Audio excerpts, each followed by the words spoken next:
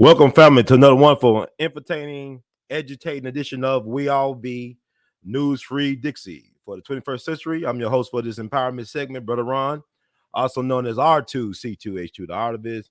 Thank you all for tuning in and turn up and turn out for this special, extraordinary segment.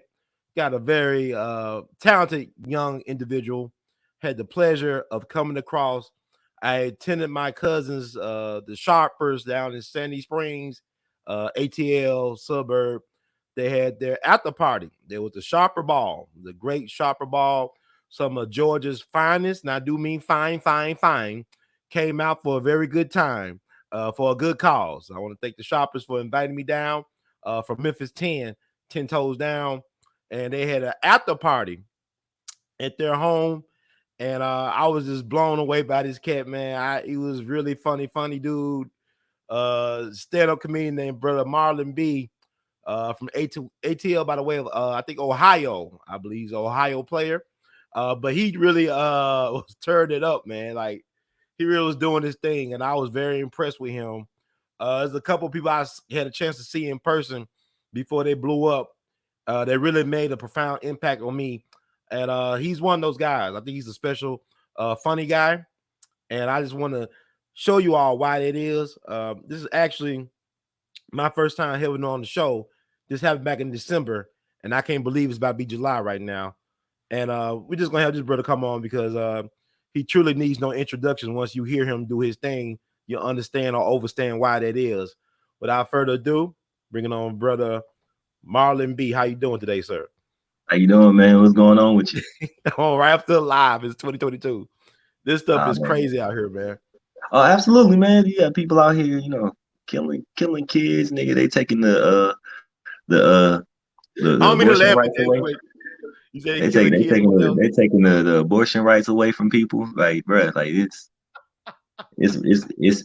hey, and every dude should be on board for this. Like, every dude should be like, hell yeah, they taking us. Nah, like, nigga, I'm pro-abortion. Please, let me. I'm ladies. I'm pro-abortion.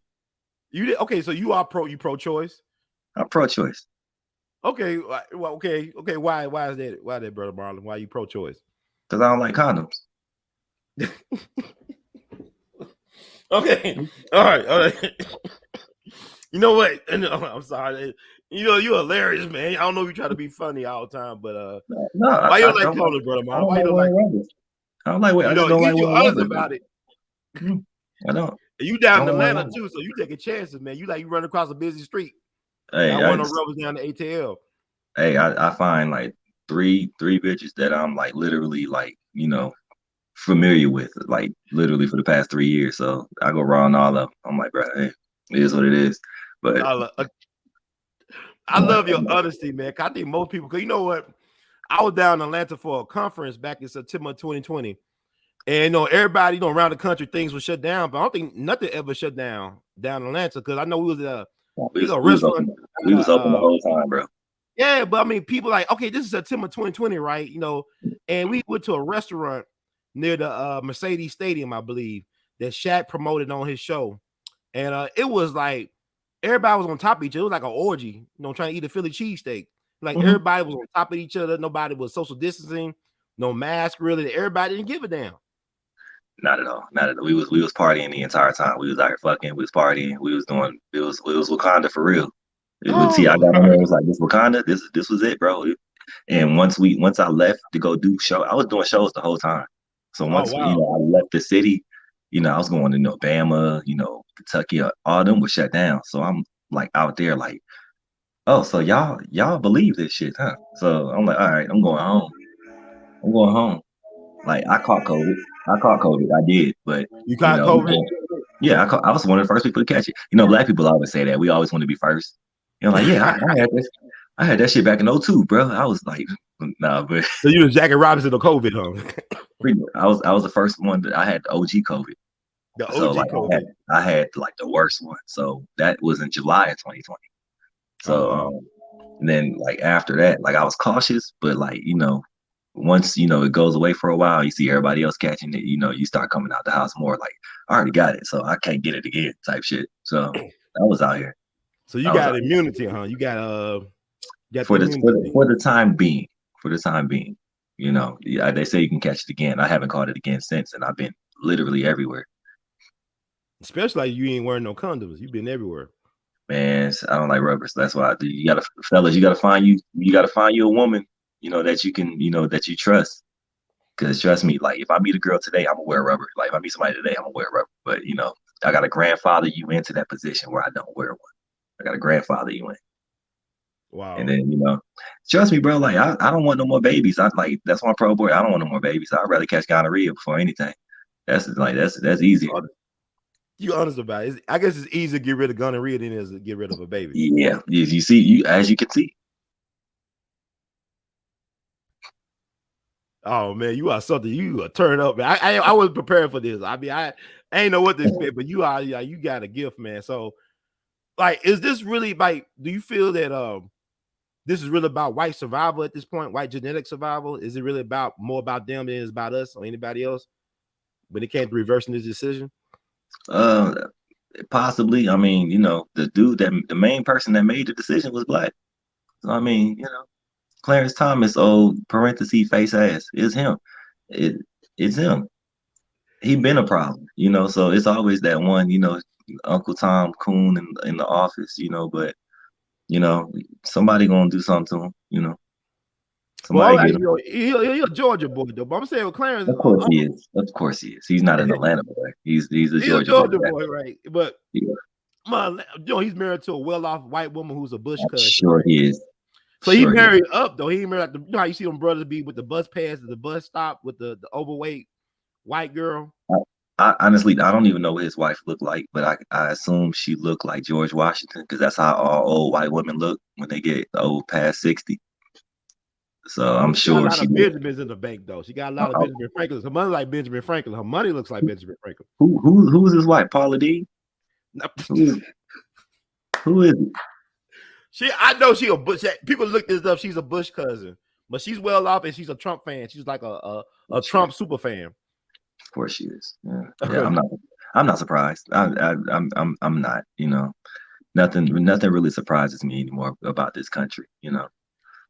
It's when they get on there and be like, this is not who we are. This is not us and all that shit. I'm like, bro, this is exactly who y'all are. The murderers, the rapists, the unfair trials, the racism. This is y'all. Y'all built this country on this. This is our culture, So you just got to deal with it.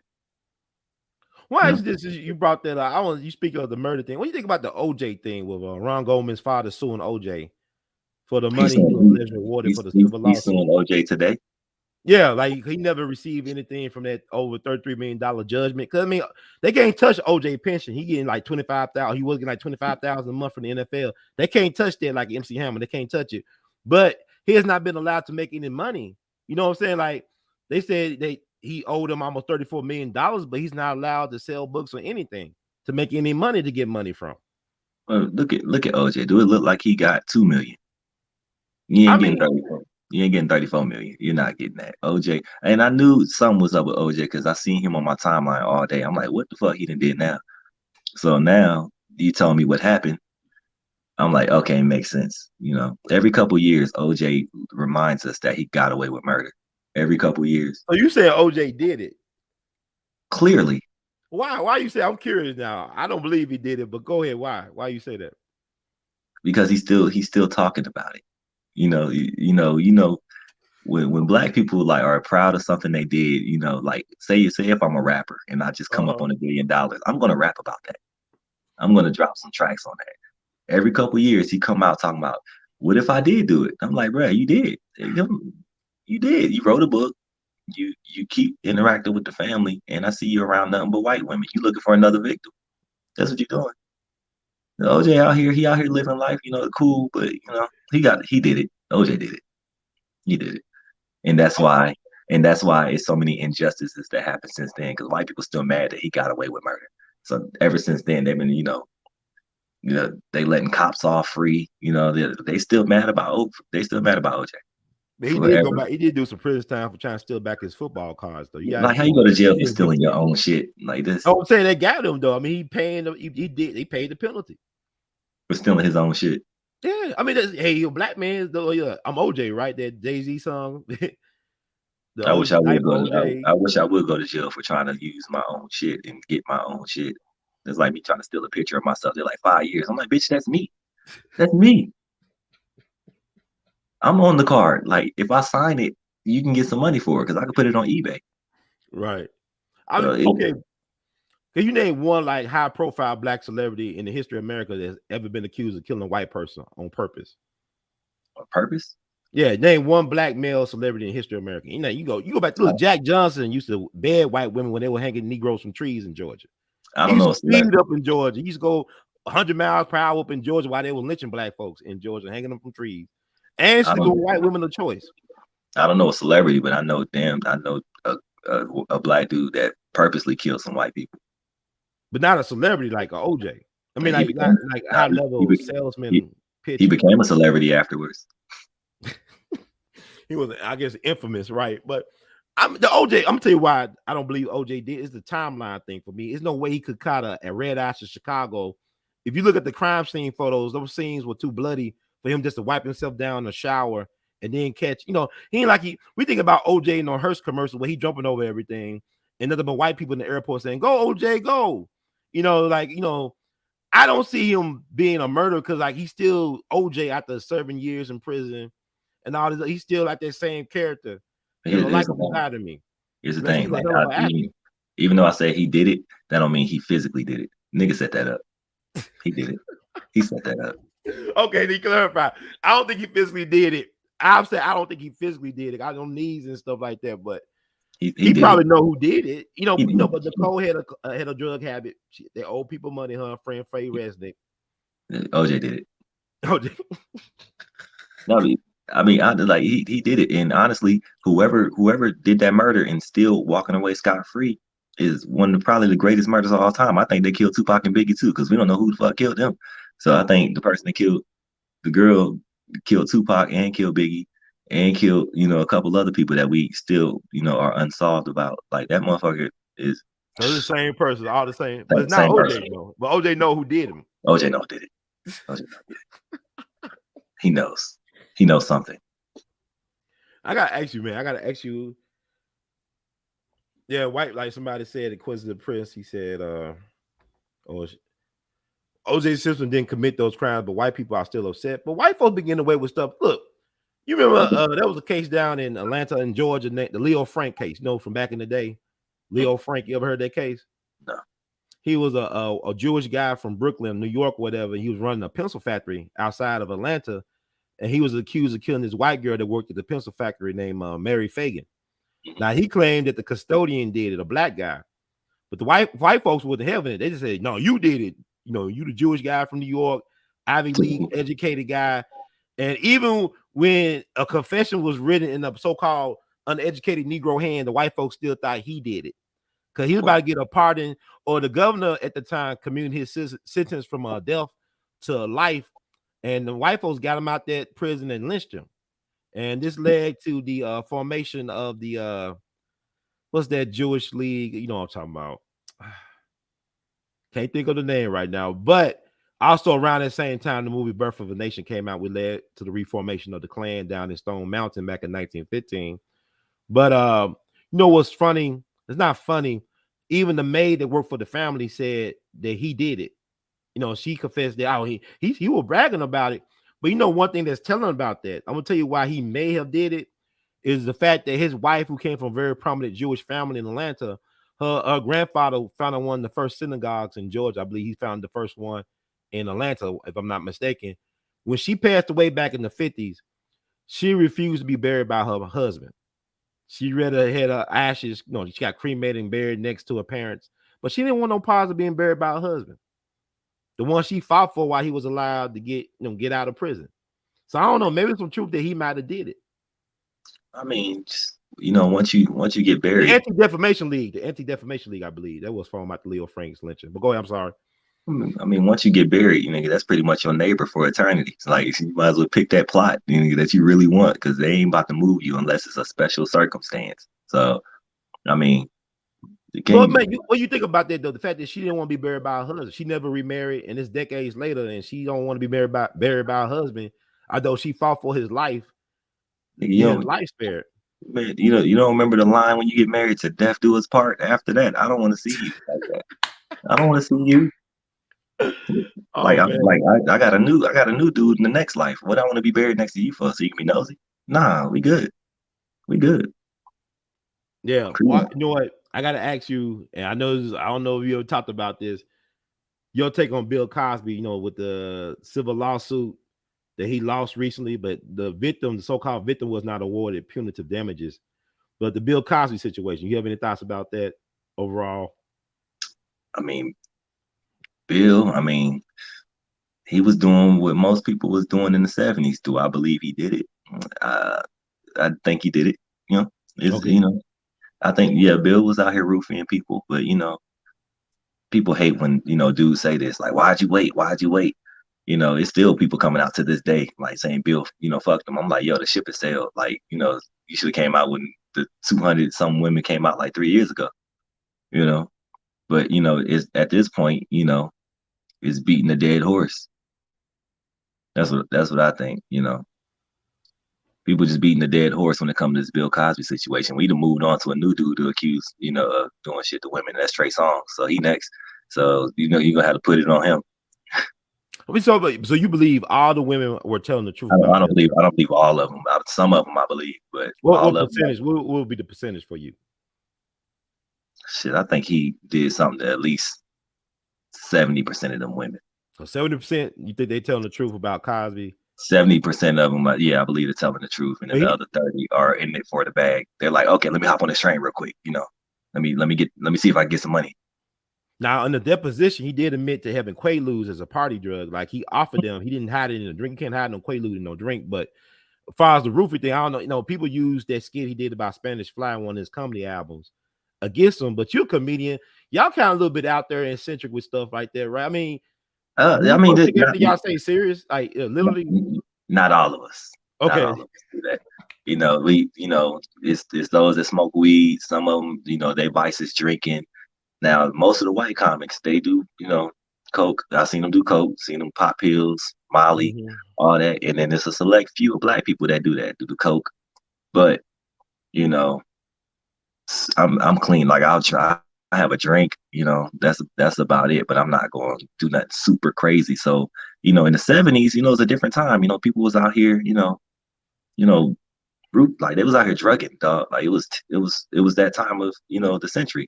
It was free.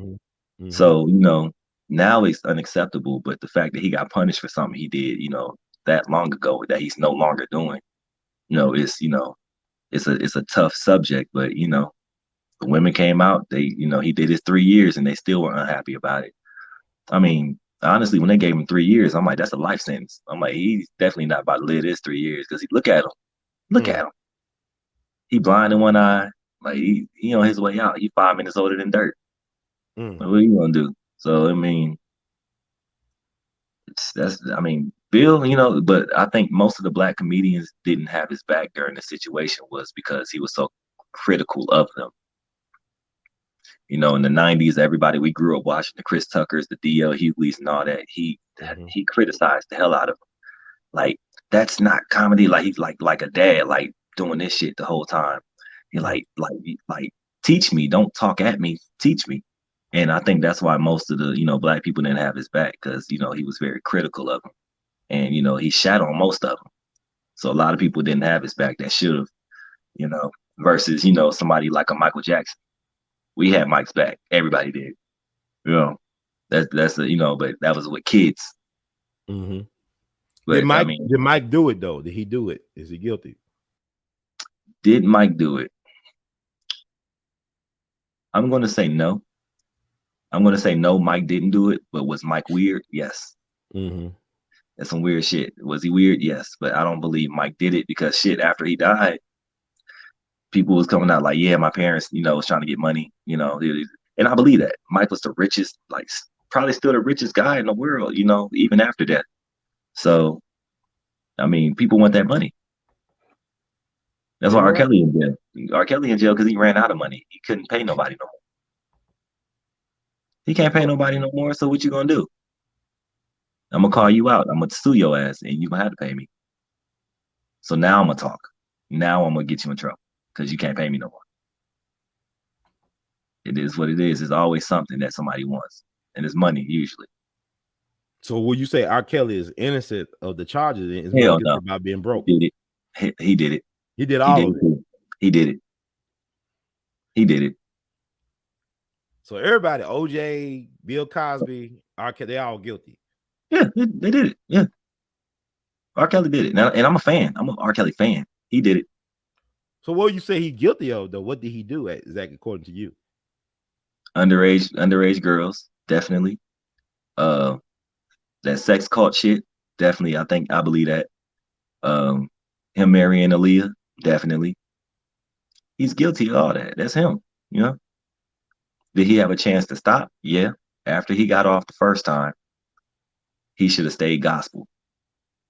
Stay gospel. Stop talking about sex. Like, bro, take a 10-year sex break from dropping sex songs, and just drop some more heat after that. But nah, he kept on with the sex in the kitchen and all this shit. I'm like, bro, you snitching on yourself. Like, come on. Like, we got you out the first time. Like, now this time you're done. They trying to throw 25 at him, and he already 54. So 50, you do the math. He ain't getting out for a long time.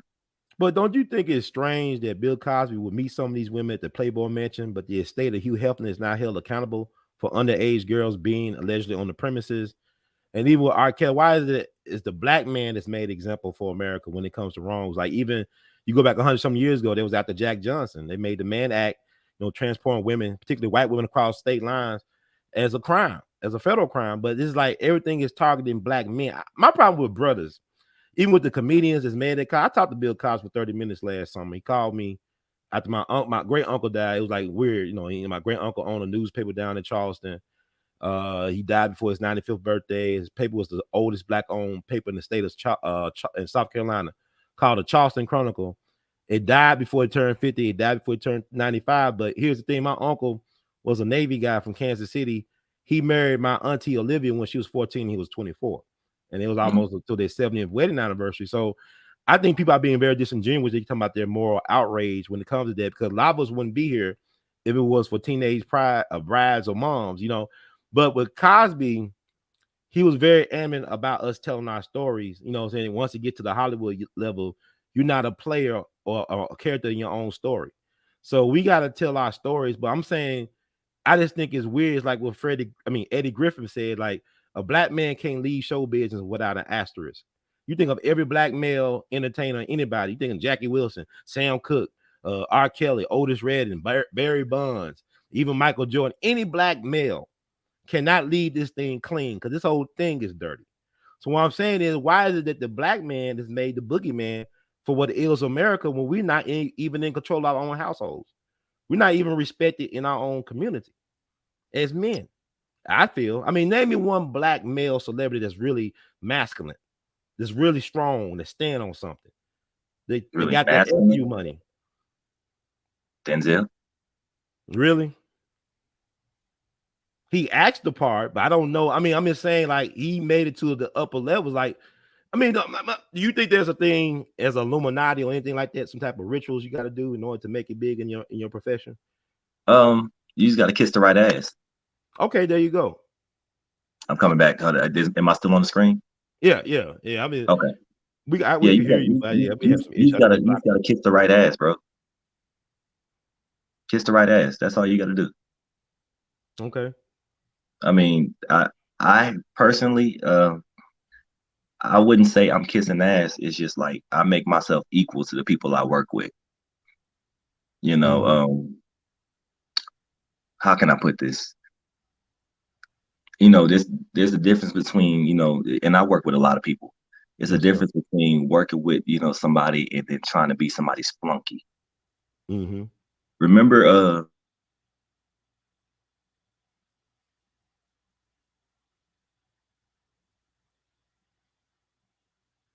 We're gonna get brother Marlan back. I know we have some issues. Well, I don't know why it's acting up now. We got you back, brother Marlan. Yeah, it got frozen. remember that movie, Vampire in Brooklyn? Yes, sir. Remember the dude that was helping Eddie the vampire, like he was falling apart and shit. Yeah, the Like ghoul. Yeah, yeah. that's what you don't do.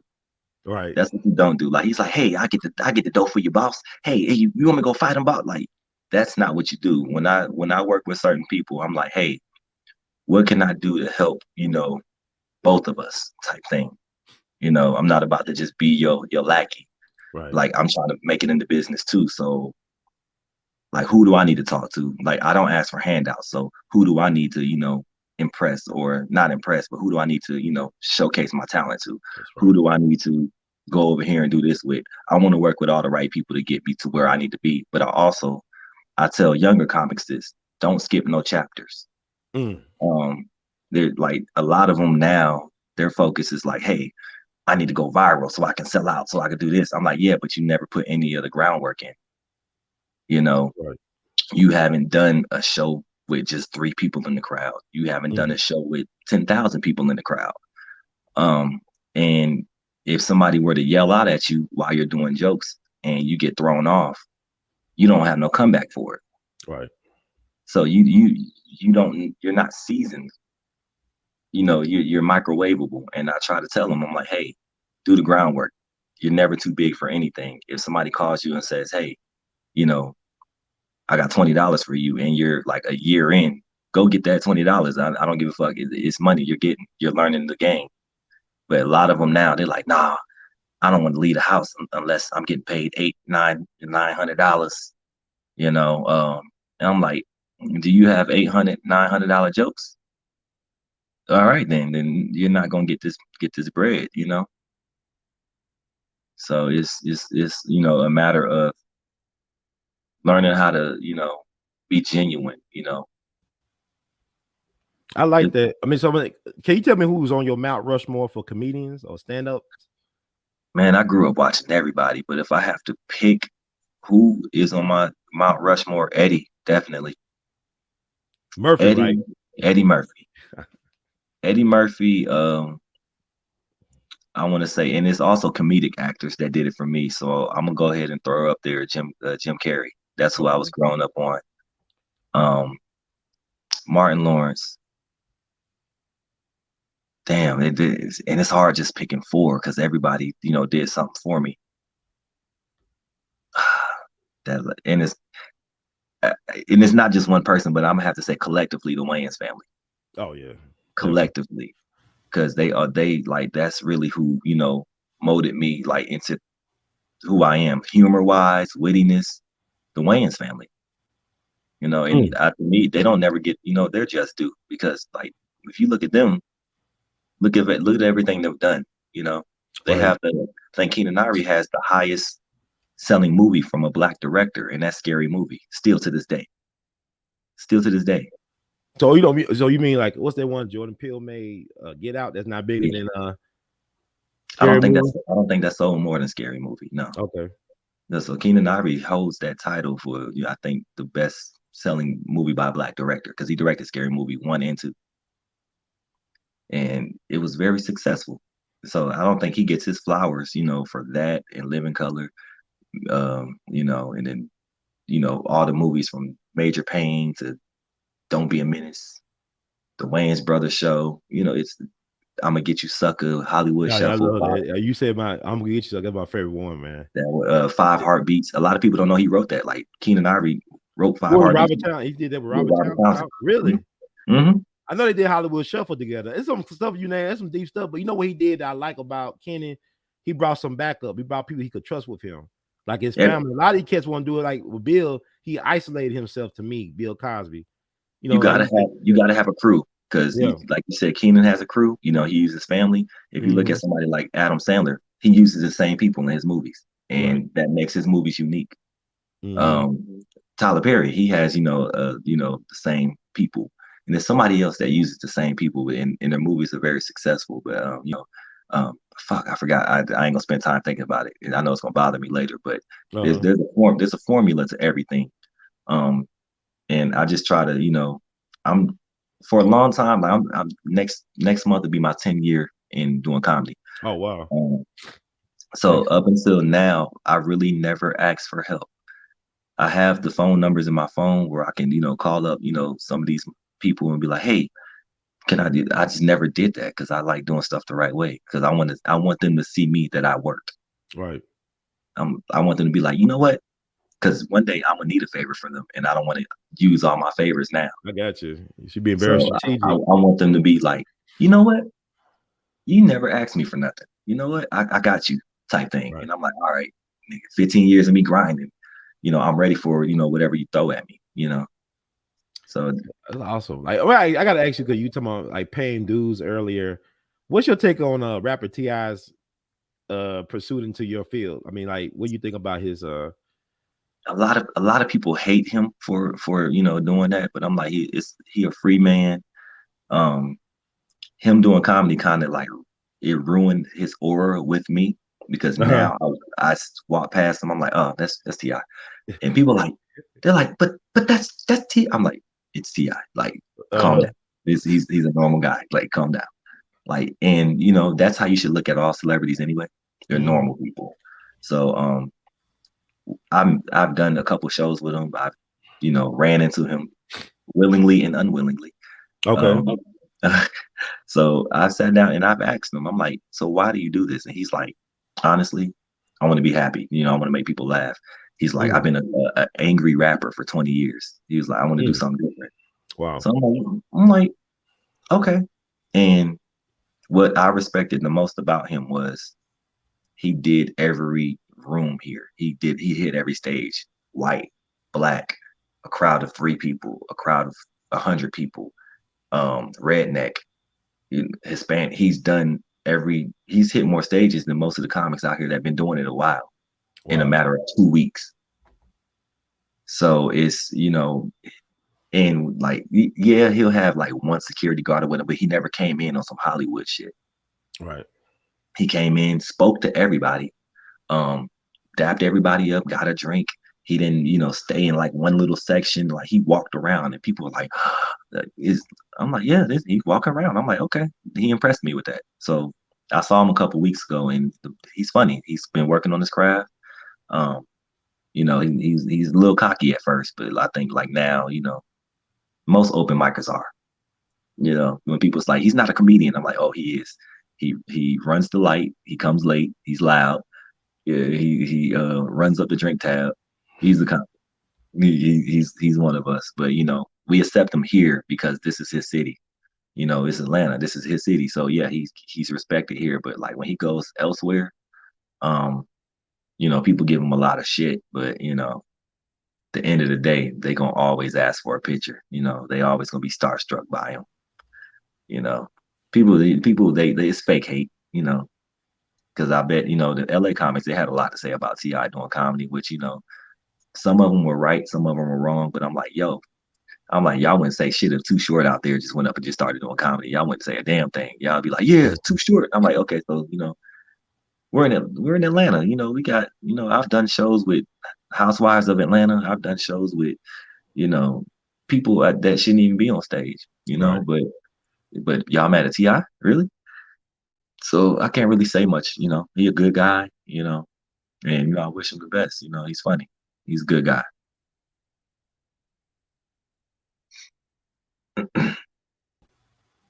I definitely respect that. I mean, I tell you, he got a method to the madness, man. He really getting into the comedy lane. I mean, even the way he act, his mannerism, the way he dressed and stuff, how he's on stage and stuff. I got nothing but respect for him.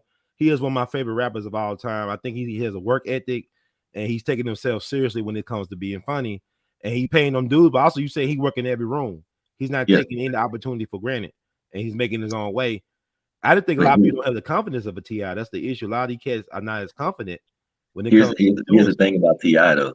It's funny because I can go do a show with him today in like a low key like little spot like a bar or grill, and Right. then tomorrow I see him at Coachella doing a fucking show with Wayne and Jay-Z and all that. I'm like, nigga, like, you gonna stunt like that? Like, you with me one day, the next day you a Lil Wayne. I'm like, what kind of shit is that? Like, really? But he's still doing shows, doing the hits. He has no intention on doing another album or nothing because his son's a rapper now. Oh, really? I So didn't know that. Okay, wow. yeah, his son Damani, he got a nice song out. Like this cat can Oh, so spit. he actually got talent. You say his son is Yeah, talented. his son got talent. Well, his Yes, parents are both talented. I mean, that's with Tiny, right?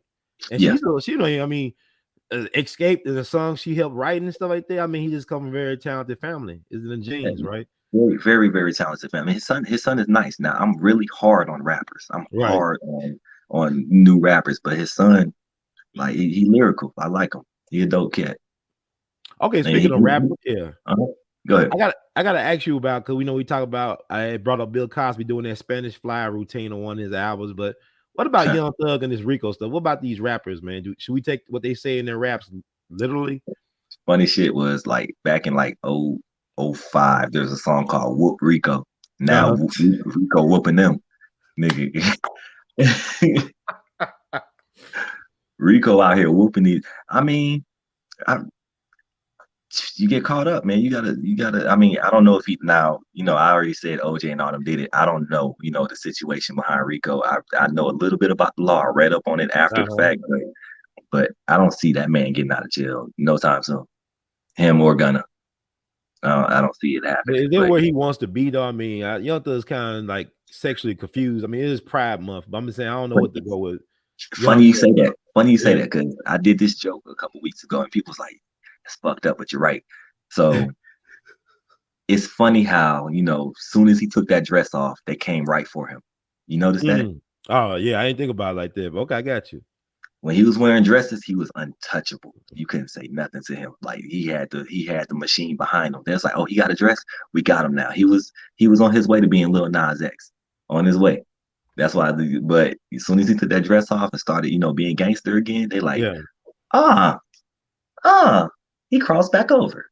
Rico, bam, he gone. That's it. So I'm like, bro, like you better put that dress back on, otherwise you're gonna be in there for a good little minute.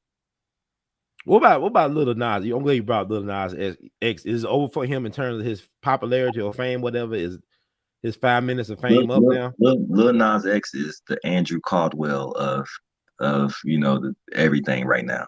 Because I only know Old Town Road. I don't think he dropped a song since then. He's just been trolling Bootsy. That's it. He got a couple things, like very provocative videos and stuff. Yeah, Lap I saw, dancing with yeah, I saw him dancing. twerking on the devil. That was nasty. I saw Right. that shit. But I mean, nobody knows that song. Nobody knows that song. We know Old Town Road. Going on. Now Hey, that hey, was a mega man. hit. Yeah. Yeah, but like musically, he's done. We don't want to hear that shit. But like, he's Andrew Caldwell. Remember the dude that I don't like men's no more. I like women's. Mm. He on social media going viral, saying crazy shit and doing his thing. He's funny on some shit he does say. But that's Lil Nas X. He's just here to troll. And that's it. I really don't believe he gay for real, for He's a Georgia. He's from Atlanta, right? Is he from real. Atlanta? Yeah, he is. I don't believe he's gay. So I you think don't. he's trolling the gay community? I mean, Yeah. that's a smart move on his part. I mean, extending his career, but yeah. Oh yeah, because you can't publicly bash him because they're gonna come for you. So he's protected. Hey, that's deep right there, man. He ain't got no boyfriend. We ain't seen him, hugged up with nobody. You catch everybody, that ain't supposed to be fucking somebody hugged up somewhere. You ain't never seen him with nobody. Never. You just seen him twerking on the devil. That's it. I don't. You know, even though that's gay, I don't believe he's gay. I think he's using what he has to make money, and just keep his name in rotation. But I don't believe he's gay. I think it's all a front. It's now Dwayne Wade's son, that nigga's gay. You think you don't think his dad is living vicariously and forcing that on him? Like Dwayne, he got some issues about his own sexual identity. You think, or See, the thing is, when we was watching the Miami Heat real tough, we thought it was Chris Bosh. The whole time it was Dwayne Wade. The whole time. Oh my god! You're right about that. You're We right. thought we literally like everybody was going in on Chris Bosh. Like, this nigga gay. Look at him. He giving himself a champagne shower and all this shit. Now, like, we seen it was Wade the whole time. Like, this nigga, on Scooby Doo when they pulled the mask off, like, it was nobody other than Red Herring, and it's Dwayne Wade. I'm like, damn, it was you the whole Wow. time. We owe Chris Bosh a apology. We sure do, man. You're right about that. Oh my god. Oh my god. I know I sometimes be following Chris and Gabby's daughter online. It's like she's growing up real fast. Like, I don't know, they made her in a lab or something. It's like she's very intelligent and interesting for her age. And really, I don't know nothing about her because the boy been getting all the shine. Yeah, so you think he really is genuinely like gay? Look at him. Not going through a phase. Look at him. Okay, well, I got now. You brought up something interesting. Magic got a gay son, right? He's gay. Isaiah Thomas got a gay son. Is it like some type of ritual? I mean, like, what's going on? Are they really, they sacrificing their sons for fame? I mean, I'm into the conspiracy stuff, but go ahead. Now with Magic Johnson's son, like Magic never you didn't see Magic out in media pushing his son to the forefront, doing that with him. I think EJ is naturally, just like that. Now, every week or so, we see Dwayne Wade just pushing his son into media, like, yeah, this is my son, y'all gonna accept it. I'm like, bro, if you quiet with it, we'll accept it. But you just out here like, yeah, if he wants his penis gone, we gonna take his penis off. I'm like, what? Right. I'm like, bro, like now you just like now you're pretty much selling your son for public opinion. You're pushing him to that point, and we really don't, we wouldn't care. Like, say if you call a girl a hoe, and she's like, yeah, I'm a hoe. Dudes ain't got no comeback for that. We like, oh, Right. this okay, she accepted it. All right, we'll leave her alone. We feed off, people denying the shit. You a hoe. What? How dare you call me hoe? We love that shit. Like, yeah, you got mad, bitch. That's what I'm talking about. Get mad.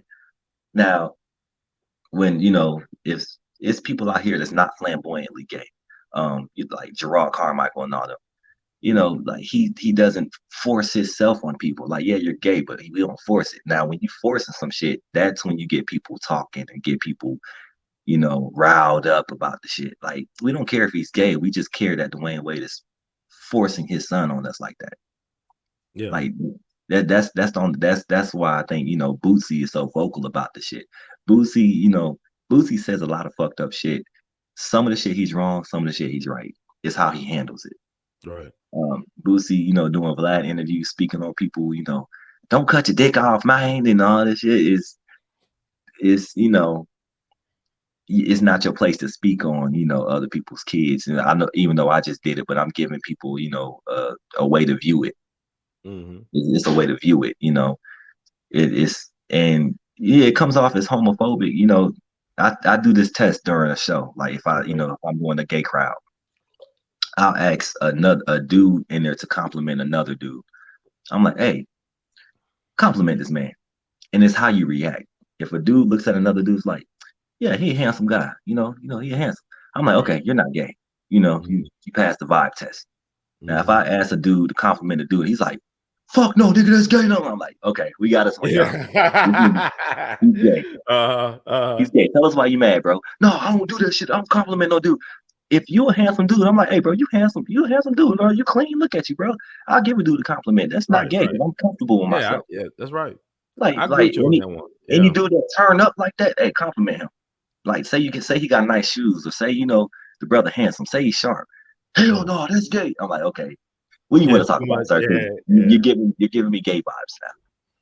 So just just be real with yourself. I don't just be real with yourself. We in a society now where being gay is way more accepted than it has ever been. Yeah. Gay people have rights. They own half of Atlanta. The black gays own half of Atlanta, and the white gays are mostly in San Francisco. That's their headquarters out there. But it's Atlanta got two prides. They got a black pride and a white pride. I'm like, nigga, how many pride? Like, I'm walking, like, pride, I think it was this month. In September, I'm walking around, I'm like, again? I just see nipples, nigga. Again? Y'all niggas, like, y'all got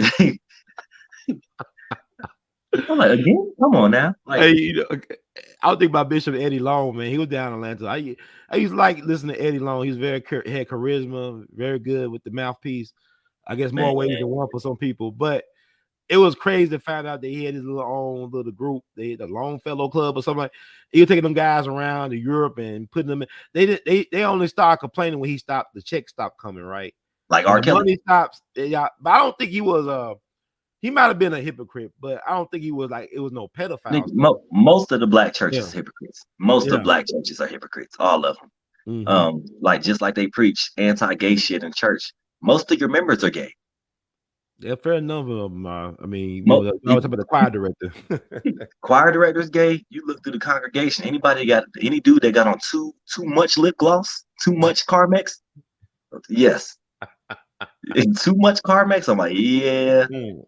And that's a clear sign. And another sign is if you catch them catch the Holy Ghost with their head back, that shit. Uh-huh. I'm like, yeah, this nigga gay. This nigga Oh gay. man. Well, actually, like you brought up what's his name? Jared or Gerard Carmichael, how you We're say all it? talking about it, yeah.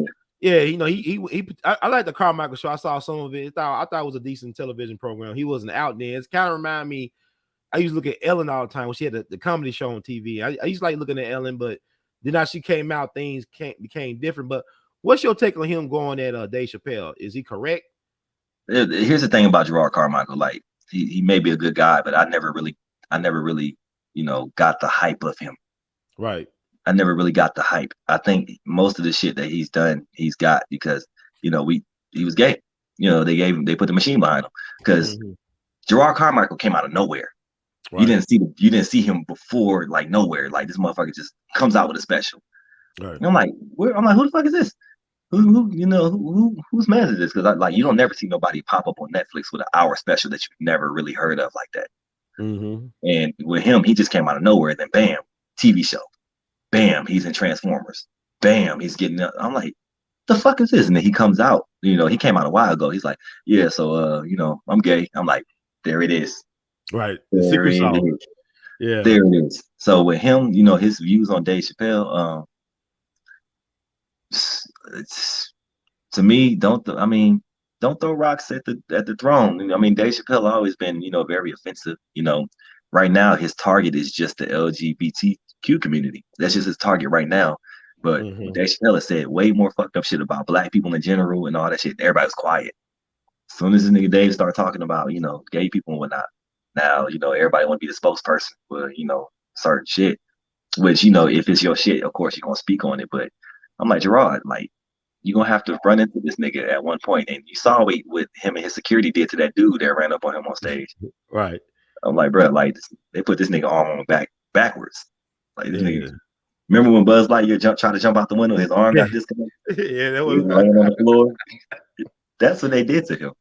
So I mean, publicly, I would never speak, ill, like right or wrong. I would never, go at a comedian in public because I have access to him. Mm-hmm. I can always pull you to the side, like, hey, bro, I think you should chill out, or you should, do this or do that. I'll never publicly go at another comedian, because to me, you're a coworker. I'm gonna have to see you. We're not rappers. Rappers can avoid each other. They have entourages to keep these niggas from, interacting and fighting. Right. Comics, I don't know who's on the show until I get there. And I get there and I see somebody I'm beefing with. I'm like, okay, I can swing. This nigga ain't got an entourage. So we see each other more often than people think. So it's more likely of an altercation to happen or something. Just like the Monique and DL situation. I'm glad you brought that up. You read my mind. What's your take on Monique and DL Hughley situation? Now with the both of them, you would never, get me to say anything ill of them because, Monique has done some great shit for me personally. And, DL, I grew up watching. Never, I somewhat worked with him before. They should have kept that shit behind closed doors. That should have been, talked about, behind, certain things, but it got out and it became an ugly mess. Monique going live every day talking about him, and then DL, come back with a rebuttal. It's just like all this could have been handled behind closed doors. Really, everything could be handled behind closed doors. The Will and Chris Rock situation, Monique and DL, Kanye in general. Like everything could be handled, behind closed doors. So why actually like the Monique thing with Netflix? Did she have a point? I mean, like, no, they said they settled out of court. I guess it was a huge settlement. They didn't talk about it. She must have got some paper behind that, but I think she ended up apologizing to DL a little bit after that. But did Monique had a point? Did she have a point? Was she blackballed in your opinion for several years from Hollywood? She was blackballed, definitely. Okay. You didn't see Monique on nothing. Like after Precious, she pretty much with no Parker's reruns. It wasn't like she probably did like she did probably one movie, that Christmas movie with Danny Glover. That was the first time I seen her in a while, but she was somewhat touring, you know, doing comedy shows, but she was definitely blackballed, definitely. And you know, this anybody with you know Stevie Wonder could see that, like she was blackballed. No doubt like that. So I think Monique is, I think she's sincere. Like I had a chance to interact with her some years ago in 2008 when she was in Memphis. She was emceeing an event for Al Sharpton during the 40th anniversary commemoration week of Dr. King's assassination. And like she realized she had respect for the elders. She like she has a love for our people. She's from Bmore, but it was the event featured like Cicely Tyson and Earl Graves, the founder of Black Enterprise, and also the widow of Mega Evers, Merle Evers. They were all being honored that night. And you know, she was very approachable. I mean, this is 2008 before you know she won an Oscar and stuff, but she seemed like she was very sincere. And like what I get from her, Monique she's is a very sweetheart, bro. necessary. She's a sweetheart. Like when you talk to Yeah. her one on one, she is a sweetheart. Um, she'll give you the shirt off her back. Like Monique, I did Memphis with her. Like Okay. I think my first time meeting her. I had a family reunion outside of Memphis, Tennessee, and I was like, "Yo, Monique at Chuckles, let me go check her out." Okay. And I know her opener. Shout out to Tone, man, my dude Tone. He introduced me to her the proper way. He's like, "Hey, Monique, Mm-hmm. this is Marlan. He's funny as hell." Mm-hmm. That's all he said. Monique looked at me like, "You want some time tomorrow?" Oh wow. I'm like, okay. She's like, all right, be here 7:30. See you tomorrow, sugar. Like all that baby sugar, that's her. Like that's she. Uh, And like after that, like I had like an energy surge. I'm like, oh my god, like I gotta show Monique, shit, this is big because she a queen of comedy. You know, her name rings bells in the industry. So I'm like, yo, this is something I get to check off my cross list, off my checklist. Came back the next day, and you know, some people are iffy about taking pictures with people after shows. Sometimes they do it, sometimes they don't. right. So I told her, I'm like, hey, you know, I didn't ask her. I'm like, yeah, I'm like, yo, half my family's out there. They came to see you. They bought tickets. They did everything. And she's like, oh, really? So after the show, she waited till like the main crowd left. She went to the green room, took her high heels off, put her slippers on. She came out and met my whole family, took pictures, sat and talked to them. Like she really hyped me up in front of my family. Like, oh baby, he did amazing. Like I love him. Like and I'm like my dad is like looking proud. Like oh my god, like she's speaking highly. And like she took pictures with everybody, and I'm like, yo, I would never forget that. So ever since then, since I've seen her, she's like been, hey baby. I'm like, yo, like Monique knows me type shit. You know, so that's a cool, you know, thing to have because most of the time she only messes with, you know, women, female comics. So it's rare that, you know, you see her give, you know, a dude a shot because, you know, she's all about women. That's interesting. Yeah, It's so like when she she, appreciate, yeah, she appreciated a strong brother. I guess she got her husband by her side, like he's trying to take care of business for her, I don't and she think he just was there that particular weekend. I didn't meet Sydney okay, until like later. But like I could see the influence on her because like I said, I have nothing bad to say about Sydney, but you can see the influence, right. you know, when it comes to her handling business and whatnot.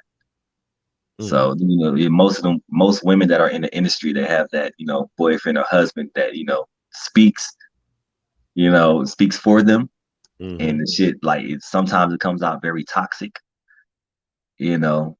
But you know, I think you know when she's you know fighting her battles, you know, he can defend his wife, but like he's doing a lot of talking. I'm like, nigga, like like you manage her, but I'm like, you got chill, like, cause you know, you making it look like you're telling her what to say, Mm, and that you don't want to happen, you know, because if she fucks up again, they're gonna blame him. They're like, oh, he probably told her to do that because that's been the dude, you know, handling her business.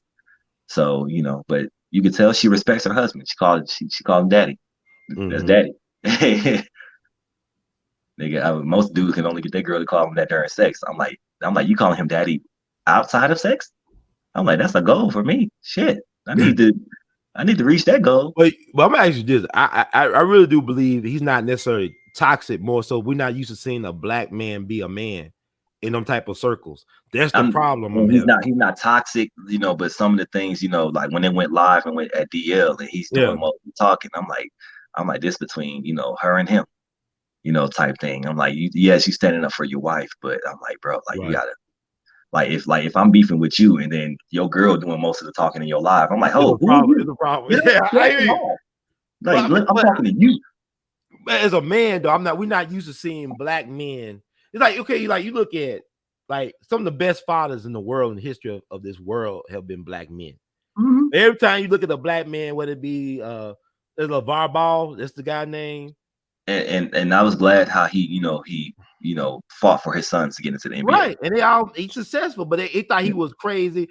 Joe Jackson, whatever you may think of Joe Jackson, there'll be no Janet, no Jackson 5 or no Michael without Now Joe. the bar ball was crazy because I'm like, bro, you can beat Michael Jordan 1-on-1. Are you serious? You But you serious? gotta have that type of confidence as a man. He probably could beat him now. I don't know. He probably could No, beat him now. You no, don't think he could beat him now? no. You didn't see that video Michael of Jordan still dunk. no, Like I know not the could dunk when he was 60.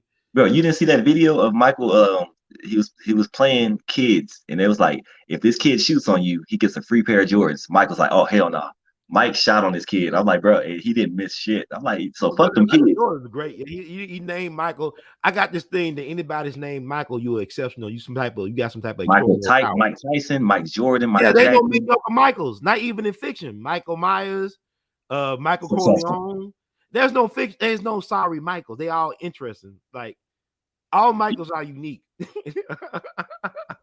You're right. You're right. Yeah, all sorry Michaels.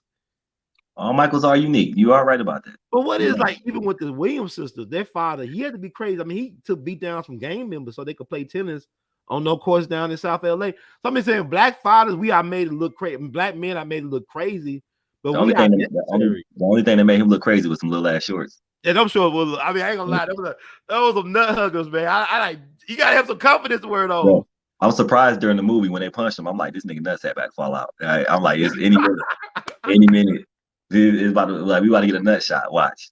I gotta ask you because you brought some interesting point. Like the Chris Rock, Will Smith thing. What was your first impression, and what are some of your thoughts about that afterwards? Like after the initial shock. At first, I'm like, this is a skit. I'm like, this gotta be playing because I'm like, we've never seen Will do this, only in movies. Right. We've seen him with people ass in movies, but we've never seen him be super confrontational like that, especially in front of a room full of white people. I'm like, we all. I think the whole world paused. It was like, all right, we waiting for Chris to say, "Oh, I'm just playing," like type thing. When he got slapped and said, "Wow," I'm like, "Ah, this is real." And from then on, the media circus began. That's when it began. But what you think about Jada's response? Because now we saw that she looked upset about the joke, and then Will was laughing, but he saw his wife.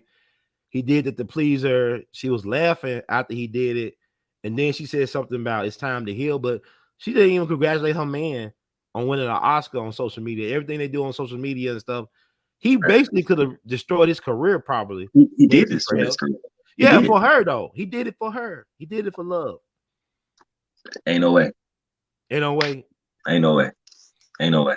She sat there like Will Smith been a clean cut guy for the past 30 years for us. That's the Fresh Prince. This is, Mike Lowry. This is, Independence Day. This is Men in Black. Like he literally was our childhood. This is Getting Jiggy with It. This is all that.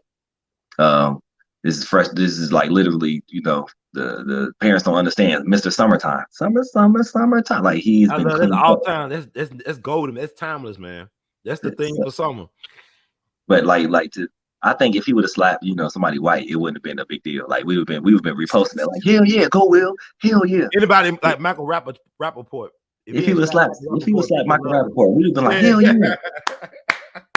To this day, Michael Rappaport may be a good guy, but like I still can't forgive him for training, for higher learning, for his character. For Remy, I think you say what he did to Kevin Durant on Twitter, but okay, but for Remy, no higher learning. They grow too well, man.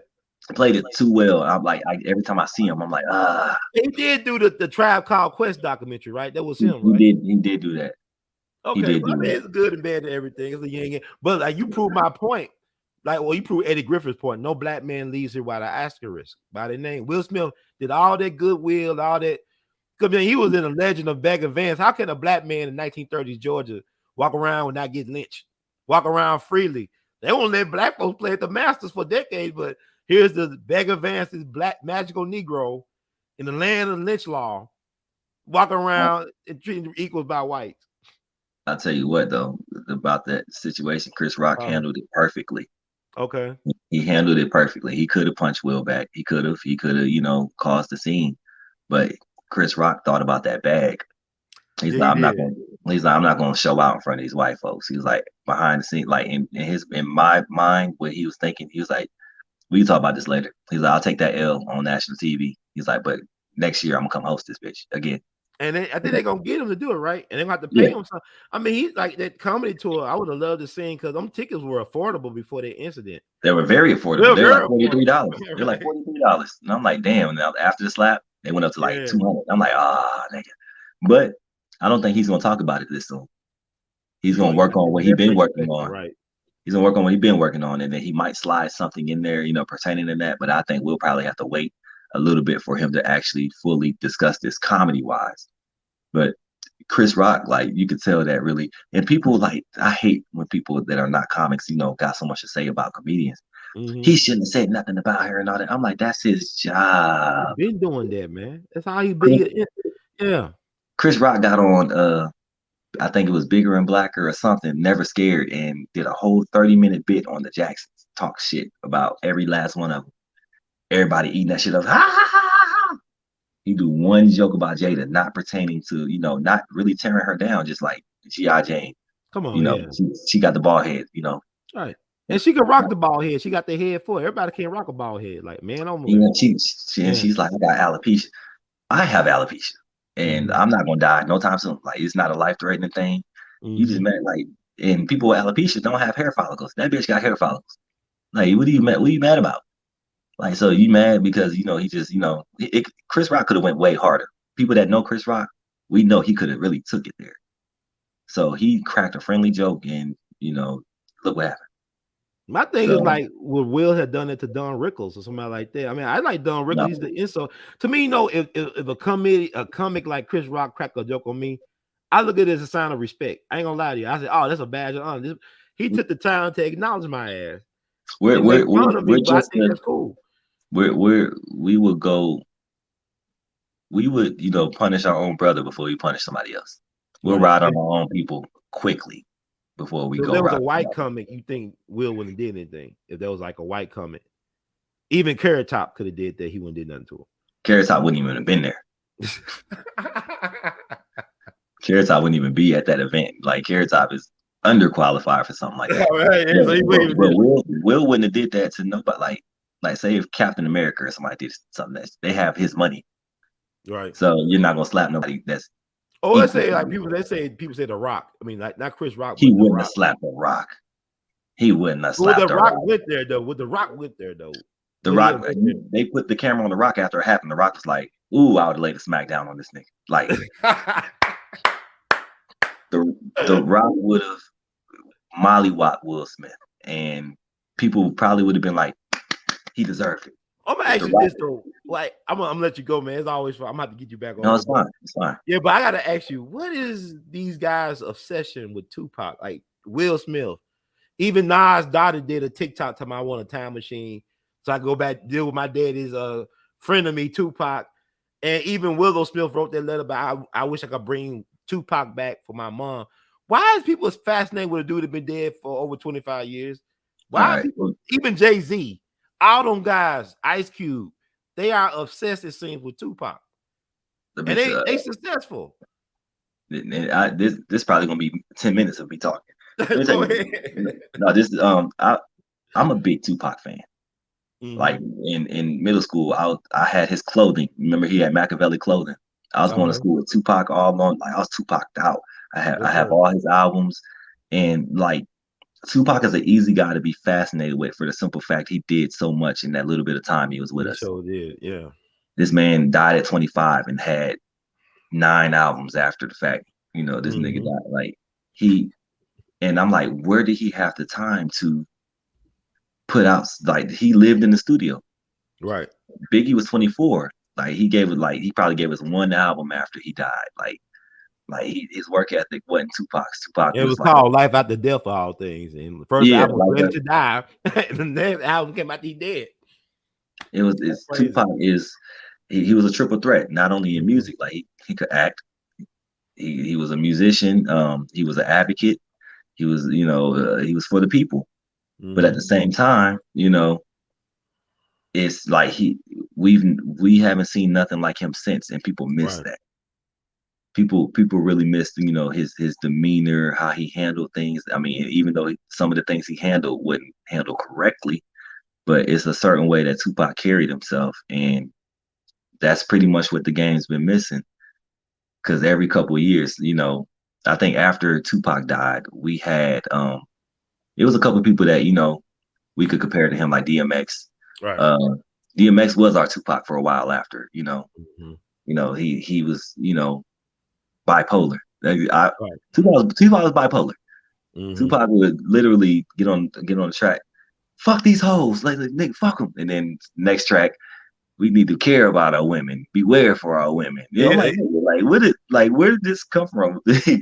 and He it like the won't hip hop even. Marvin Gaye to me, man. It's like Marvin Gaye. We talking to himself on the album. Doo-doo-doo-doo. Hey man, I'm digging. Like it's like Marvin Gaye. I think they use their mental illness to create brilliant music. You gotta It's be like a little bit off. we haven't seen nothing like Pac since. It's just the way he carried himself. Like when you look back at it and you watch, whatever movie he was in, you'd be like, ain't no way he was 24, 25 right here. There's no way. It's the way you carried yourself. Mhm. And he everybody had a Tupac story that met him. And anything to me, like every Tupac story I hear that involves Hennessy, I'm like, I believe it. You I believe believe it. I that? believe it. I Thug believe it. passion, huh? And I'm cool with, a couple people that were, that knew Tupac personally. I'm cool with Danny Boy. I'm cool with, I talked to Napoleon, Muta Bill on Instagram from time to time. And I asked these people, I'm like, yo, was Tupac really like people said it was? They were like, yeah, this nigga was wild. They was like, if, he was alive now, he'd be banned from Twitter. He wouldn't be on Facebook. If you want to Kanye West, how they treat Kanye West, they both Gemini's. There's like he'd be banned from everything. They was like, picture him, doing a hit him up on Twitter, just calling everybody out. Bitch, bitch, my fofo make sure like that Man, was oh him. my god, that'd be That amazing, was though, him. man. But Yeah, just being able to share, a moment with the people that knew him, like I'm like, yo, you looking at me through the eyes of like you looking at me through your eyes that you actually were interacting with him with, and they're like, yo, like yeah, he was really like this. He loved women. He loved his family. He was a workaholic. He took care of me when I was down. He would throw me money here and there. So I'm like, yo, this was a genuine guy. A did he very rape that genuine girl? I mean, he didn't. I mean, do you think he harm? Will he harm any woman? You think he guy. really And here, raped her? I asked that story about the rape case, from the Mhm. people that knew him. They was like, whoever else was in that room with him that same day, because it was like four dudes in there. They was like, whoever was in there besides him, they raped that girl. Mhm. He just happened to be with the one with the name that she Right. went after. So she didn't know none of them dudes. She was like, oh, but I know Tupac though. He did it. This man has a record deal. He's in movies. He got the money. I'm gonna get that.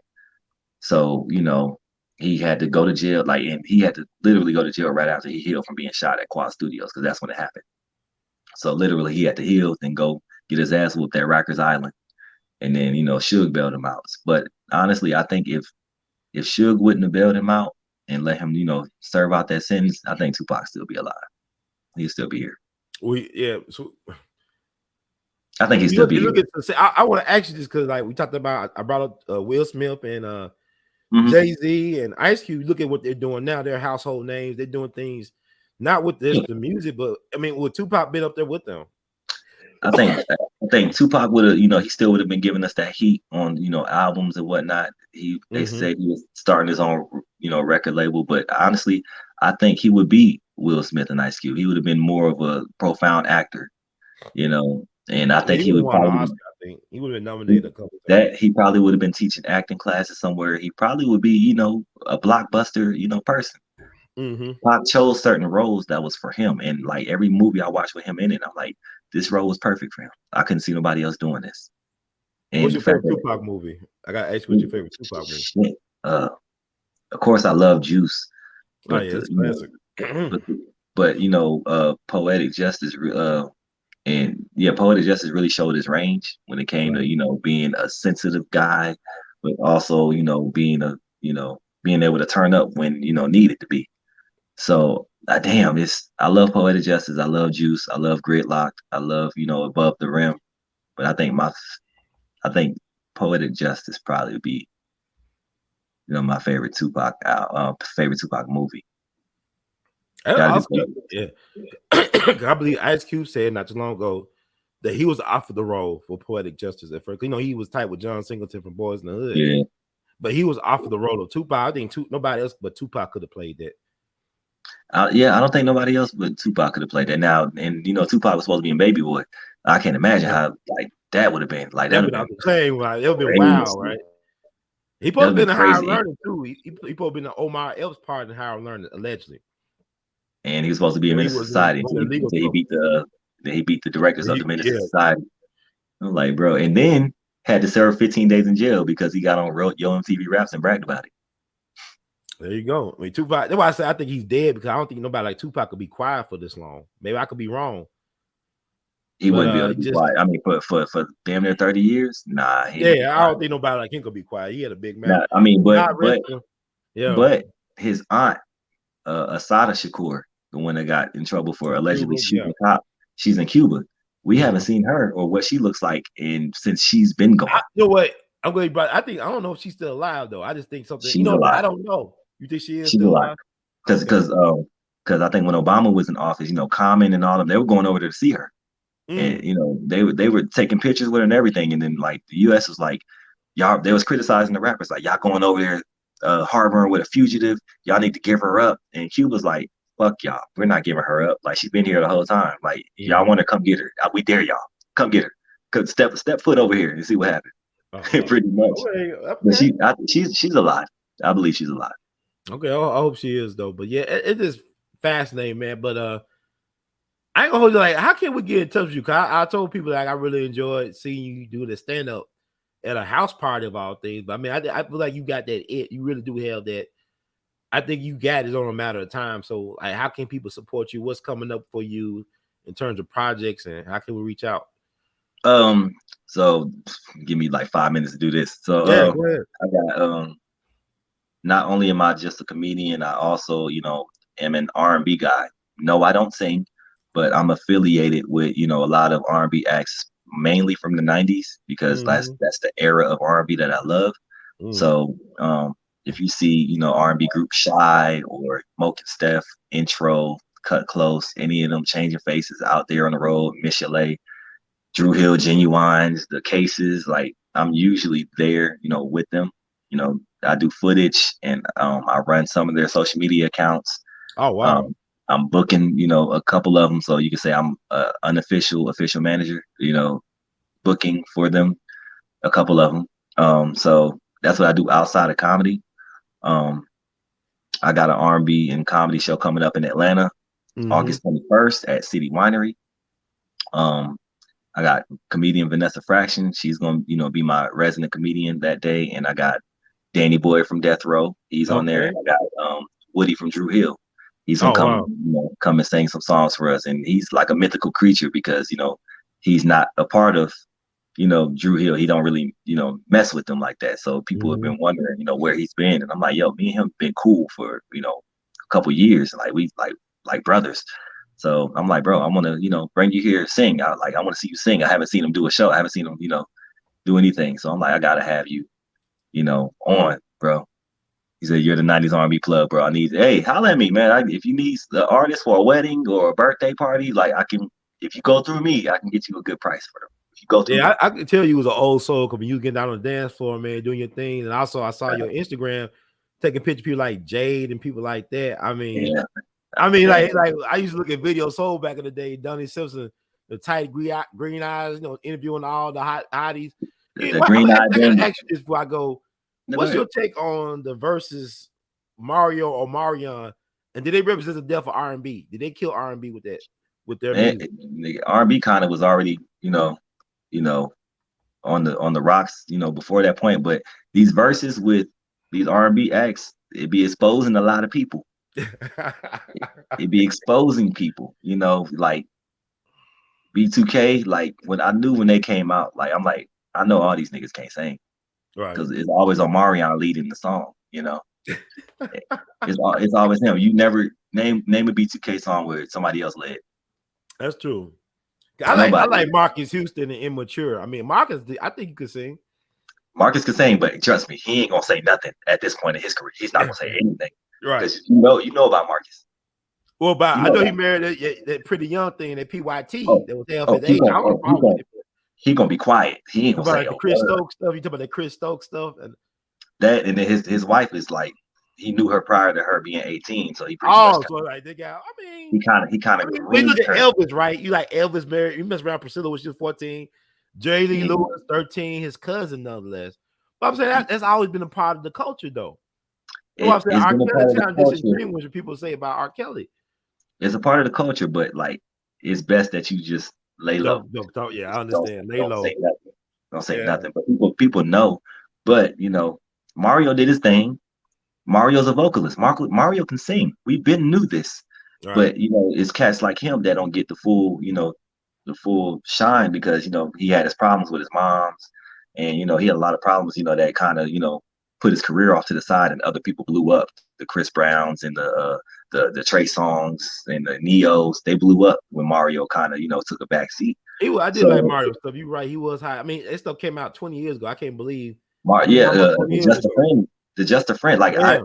I have the memory. Like I know exactly where I was when certain songs came out. Mm.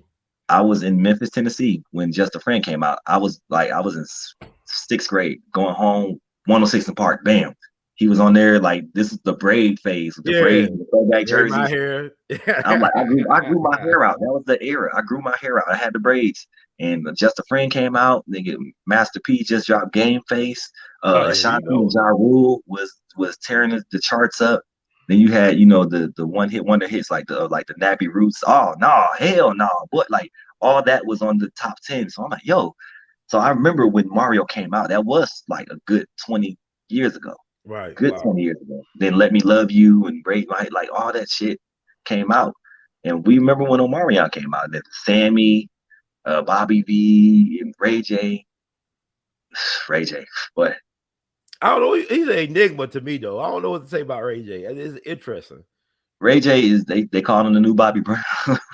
No, but Ray J never had it. Like Bobby Brown was really legitimately the king of R&B. Bobby Brown he was had the a king of great R&B. run. People forget But they about talk that. about Ray J in sense of being on stage drunk, like doing I like thought crazy. we're messing with Whitney and stuff, but Bobby, to me, we don't really respect our greats. Like everybody gonna have their down and out times, but I mean, I love Bobby give Brown. a brother his due. I mean, Bobby really was running stuff out the New Edition. I mean, that run I love Bobby Brown. Yeah. Like to me, like Bobby Brown, like he's definitely in my rotation on a regular basis, and I would love to meet him. I'd love to meet Bobby Brown. That's why you haven't met him. I mean, you know what? I thought he would be dead right now. I'm surprised that if you told me that Whitney and his daughter would be dead right now, not Bobby, I wouldn't have believed it 10 years ago. But now, Bobby got a second family.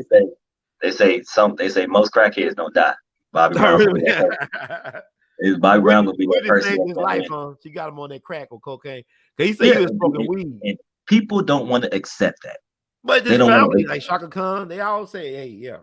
A lot of people don't want to accept that Whitney put him on the crack. They want him to be the blame and say, he's the reason she's dead. You put her on that stuff. Like she put him on it. So Bobby really should be gone. Like he really should be, but he's not. And I remember getting like his cars getting turned over, getting shot at in the club. I'm just surprised, Bobby. But Whitney was like, they made like she was clean, but she's from a hood. She's a hood girl. She's from Jersey. She's a hood chick, man. Did you remember the audio she had with Wendy Williams?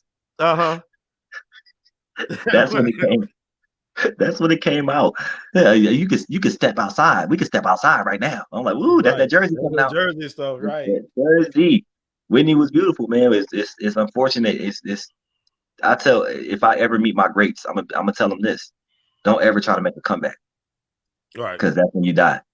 Mike died making a comeback. Whitney died making a comeback. He did say this is it, though. He said this, and it was it. He made a comeback. He's trying to make a comeback and overworked himself. But if you know the story of Michael Jackson, how much I ain't talking over it. No, go ahead. No, man, I'll try to respect your time. I know I said an hour, but go ahead. No, it's good. Like Michael Jackson, like that final tour was, him trying to pay back, Sony, because Mike owned the catalogs of the Beatles. He owned the catalog of Elvis. White people wanted that back. They Mm-hmm. were like, they like, no, we wanted our music back. Like they wanted that back. And Mike's like, no, not budging. Right. So they were fine. They were fining Mike. They were like hitting him with fines. Like, you owe this, you owe this, you owe that. So he's like, all right, in order for me, he's like, I'm not gonna sell it. So to make up for me not selling it, how about I go on tour so I can pay y'all off, and then y'all leave me the fuck alone forever. Oh, leave me alone, huh? Yeah. Leave me alone forever. And then Mike has been, on video calling out Sony because his last album, Invincible, they tried to, put the halt on that. That was a great album, but it didn't do nothing to the effect of Dangerous or Bad or Thriller. Like, we talk about Michael Jackson. All his albums have damn near went diamond or have already went diamond, triple diamond. Thriller is still the best-selling album of all time. Oh yeah, as it should be. And Invincible was a great album, but Sony put the clamps on him because he wasn't compliant with what they wanted him to do, and he spoke out against it, and that was his punishment. They was like, all right, so guess what? We about to fuck your album up. We about to throw another kid allegation on you, and we about to stress you out until you do what we say. So they sped up the process of him pretty much dying. Michael Jackson's supposed to be alive right now. He's supposed to be alive. Man died at 50, and he could still dance, still could sing, still could do whatever. That's the only man. That's the only man that can stop world peace. He was the only man that could stop all this shit in Russia. Mike would have went over there, did a concert. Everybody been singing in harmony. We are the world. We are the children. They would have been doing all that shit, man. Now you know what? It's too much power for one man to have, though, as they said in the movie Malcolm Way X. too much. He was our modern day Jesus. For a black man, even if he was did his he was stuff a to modern day Jesus. Modern day Jesus. Michael Jackson. It just like boggles my mind, man, because they had to take Michael. They could not acknowledge the greatness of Michael. I'm talking about the powers that be, but they had to put something in his mind for him not to love himself. I don't know, on some level. That's what happens when people know your weakness. Yeah. They know how bad of an upbringing he had. They know that, he didn't really have a childhood. So they're like, you know what, this man's kind of weird. Let's put some kids around. Let's do this. Let's and then he had the vitiligo shit. They're like, you know what? Let's, put him in a tabloid saying he's sleeping in a time machine. And let's say, he bleached his skin so he can look like Elizabeth Taylor. Let's say, and he was getting surgery. Jacko. They call Wacko Jacko. Wacko Jacko. They was doing like he bought the Elephant Man's bones and all this shit. I'm like, bro, like y'all, they really dissected this man in the public eye. Like, I've never seen nobody be as criticized as him since. It's like Paul Mooney said, he was more X-Files than pedophile. You know what I'm saying? Like, he was just weird. To me, like, you look at serial killers and people like that, they normalize so-called normal-looking people. They might even hold normal jobs. I knew of a girl, she had friends that used to do happy hour. These are black people. Used to go with Jeffrey Dahmer's apartment in Milwaukee and have happy hour. I said, they ain't noticed no smells. No, he was cool. And then the black folks, he was killing black people. He loved dark meat. You know what I'm saying? Exactly. I'm just saying, like, John Wayne Gates, all these guys, they so-called, even Ted Bundy. I mean, he was on his way. He could have been the governor of Washington State, but he was killing all them white women around. And then you had white women that still wanted to marry him while he was on death row, which is crazy to me. So the world is sick. But Michael, even at the first accusation, Make-A-Wish and all these organizations still kept on giving him kids. I ain't gonna never forget in 2005 when he beat the last thing before he died, and Jermaine Jackson was on Larry King, and he told Larry King, like, Larry King testified as a character witness for Michael on that trial, I believe. Larry King is an interesting dude, but he told Larry King that my brother's master bedroom is 5,000 square feet. He said, "Wait a minute, Jermaine, say that again. What? Well, how big is it's 5,000 square feet? That means how big is the bed he's sharing? That bed ain't no Motel 6 bed. It'll be like a large. I'm not trying to, but I'm saying that big. I don't think he was thinking like a lot of us think about stuff. You know what I'm saying? Mike was pretty much like, when you have that much power, you have nothing around you but yes men. Right. Nothing but yes man. And Mike was innocent. He thought like a child. So he's like, I didn't really, from 7 up, he was on stage traveling. Right. He didn't have time to, be a kid, play, and all this stuff. And I'm not making no excuses. Yeah, he was a weird guy, but he was just trying to, relive something that he was just, too old to do without being looked at as, a weirdo. Because like you're this man, you're in your videos, dancing with women, you're grabbing your crotch, all that shit. And people are like, he's grabbing his crotch, and then he's with kids. Like, what's happening? That stuff. And then he's a weird guy. He's climbing trees. He's Peter Pan's everywhere. You bought an amusement park. Like, I'm like, dog, like this ain't helping. This is not helping. I'm like, you need to have some adults, around that be like, hey, bro, I wouldn't do that shit if I was you. But But he what? kept on. Our people weird. I'm in Memphis right now, but my mom, they had like a couple of child predators in their neighborhood when they was growing up. One was a respected college professor at the local Black historical college, and he was a deacon on the board of a prominent church in the community. And they know that he would lure boys to his house to cut his grass, and then he'll chase them around the house and rape them. And he was a well-known, respected member of the community, and nobody touched this guy. Nobody let him operate for years like that. That's and the these thing. are Black people with the church and everything. What's wrong with us, man? Our people pick and choose who we want to be outraged by. Because when people online, calling out R. Kelly, calling out Bill Cosby, I'm like, right. A lot of y'all got them same members in your family that you ain't even putting out like that, and you're not putting them out because you love them. That's my blood. Y'all ain't gonna do that. I'm like, well, Right. R. Kelly and them, that's somebody else's blood that y'all out here dragging through the mud. So if we can't do that to the people that you're protecting, why are you doing this publicly to them? I think you should sit this one out. Let the people that he has affected be outraged. Like, don't do that. I think we need to have the same energy for all that, because I know some molesters and pedophiles that I that I was around as a child, and as a kid I probably might not have said nothing because I was I was scared, and nobody would believe me. But like as I got older, I'm like, you know what? This motherfucker can't do nothing to me. I'm like, yo, he touched me when I was a kid.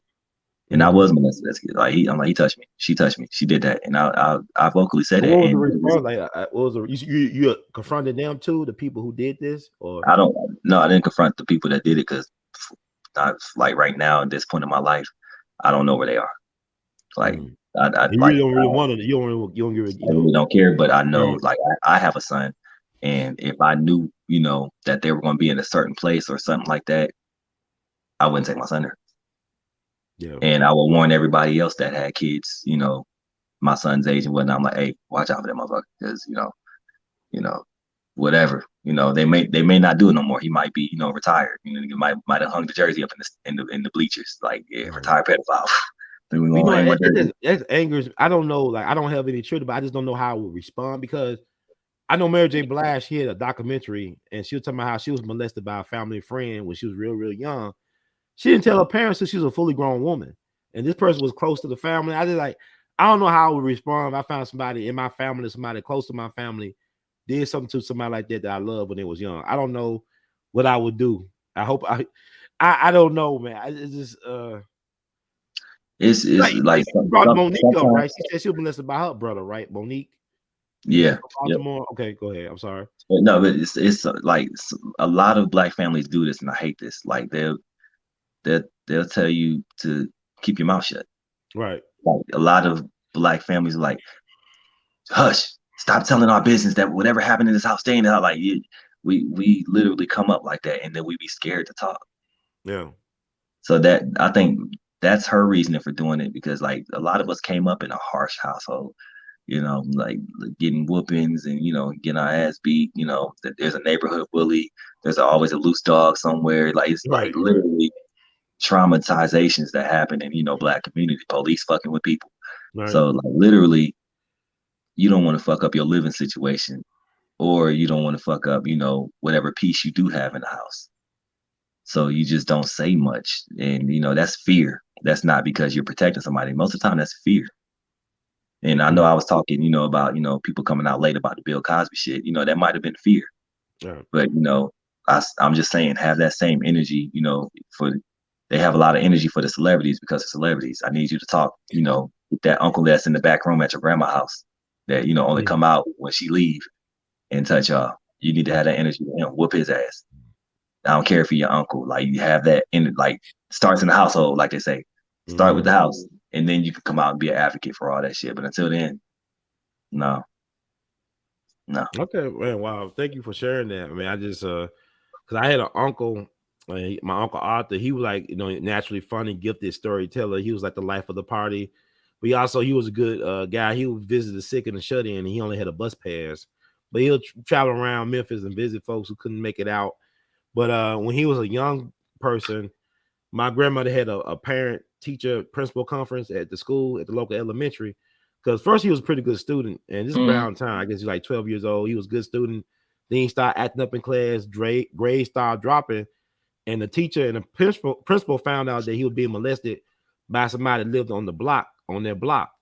So what happened was this young lady would lure boys to her home where her brother could molest them. And they did it to my uncle several times. And my grandmother found out from the teacher and the principal. She said, I'm going to go to the police. They said, don't go to the police. This is the principal and the teacher.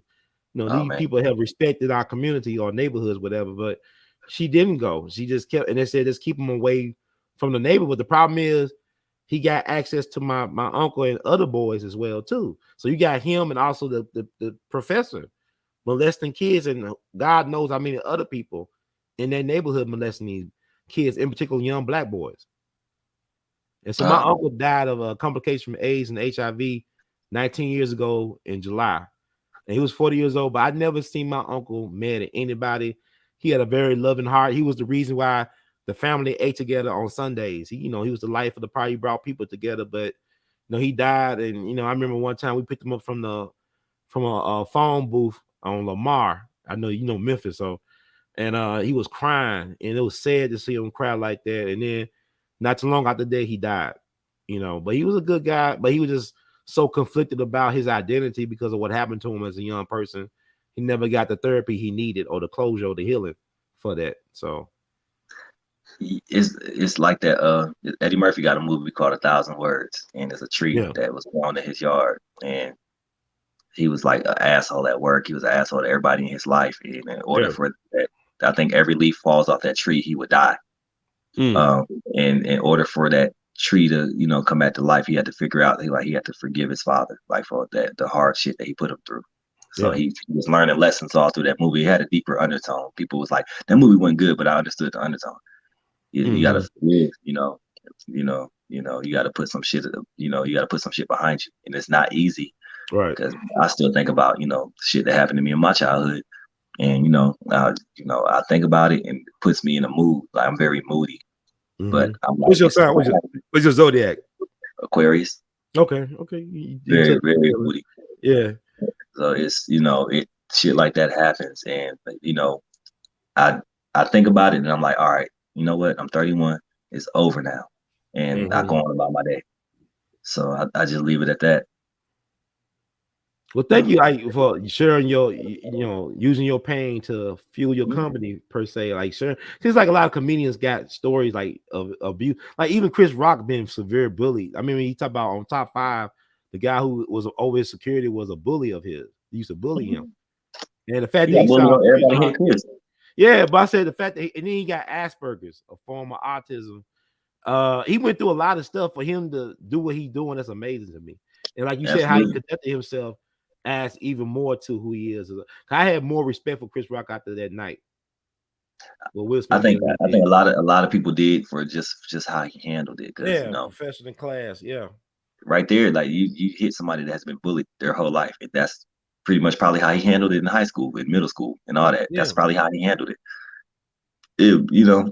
Thank God, he did handle it the right way, because that just would have been ugly. They would have cut the commercial. Beep. All right.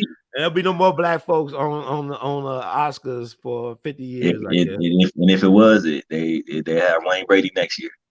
Yeah, but may I actually just should Will Smith be canceled? And now I'll close. I mean, should he be canceled? Should his career be over altogether?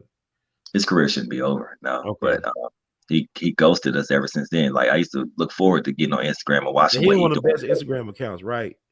He ain't said nothing since that day. I'm like, damn, I miss Will, but I've been reading articles and movies saying they dropped him and all that. But Bad Boys was like, we ain't drop him. They're like, we need him. We about to go on with filming. So he need to do what he need to do in India and bring his ass back. All right, they're gonna make some money. People gonna want to see that. They're gonna want to see that. They're gonna make some money. I'll tell you what, he can't slap nobody in the movie. Can't slap nobody in the movie.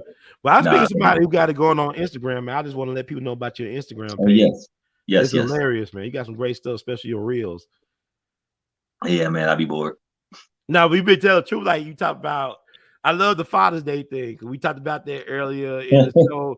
That stuff, I replay that so many times. I just be laughing. I can't help it, man, because I've been looking at paternity court. I said, yeah, this is a life is a Papa, mess. Papa.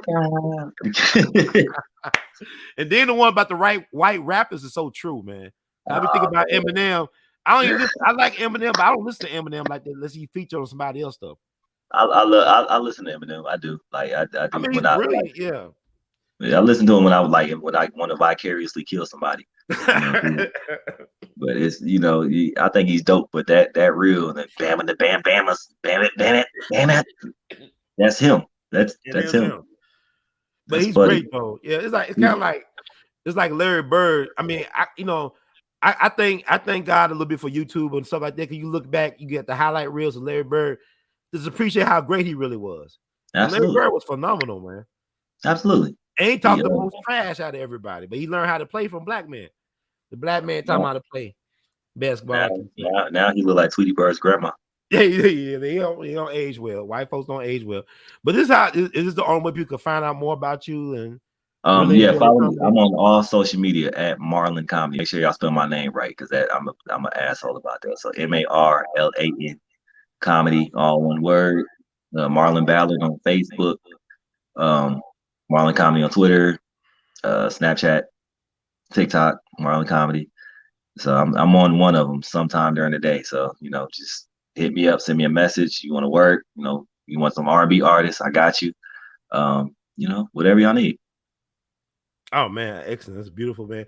Thank you so much for spending so much time with us today. I mean, it's always a treat. I hope we can make it happen again. I definitely want to hit you up. I said you made a lasting impression on me that night when you did your stand up at my cousin's house party, and I just like your chilled attitude. You got a good perspective on life, and you can appreciate good music and good dancing. So you are really a life of the party, man. Wherever you go, like I said, I Yeah. really enjoy watching your reels and stuff like that. Do you have anything coming up as far as comedy specials featuring yourself or? I was gonna do a special back in January. I just, I had got so caught up doing, some R&B stuff and everything, so I kind of put it on hold because it's everybody, the specials aren't special no more. Right. So you can get on there and watch, you can get on the internet and just, watch comedy. So I just want when I do a special, it's gonna be different. So I'm just, planning around that. So because I'm a perfectionist. I like it to be perfect. So what I think when I'm ready to do it and I'm ready to, put it in full mode, then I'll, get ready to drop one. But until then, I'm touring the country, doing shows, working on the craft. I'm never gonna quit comedy ever. I just enjoy being in front of people, you know, and making people laugh. Well, I thank you for doing my show. I know I was laughing sometimes when inappropriate, but it's like you just got a way about you. And it's always good to laugh as far as I'm concerned, even when things are not going your way. Sometimes it's best not to take yourself too seriously at times, and and let life Absolutely, happen, and you make it happen while it's happening to you. I think most of life is about how you respond to what happened to you. absolutely. Yeah, that's about it. But Yeah, thank you so much, brother Marlon. Appreciate you. Words of great Duke Ellington. We love you madly. You keep on producing and pushing. my guy. Excellent. And this does it for another wonderful, edutainment, entertaining edition of We All Be News Free Dixie for the 21st century. And also, like before I guess I go, I'll read a little disclaimer. I always like to do this.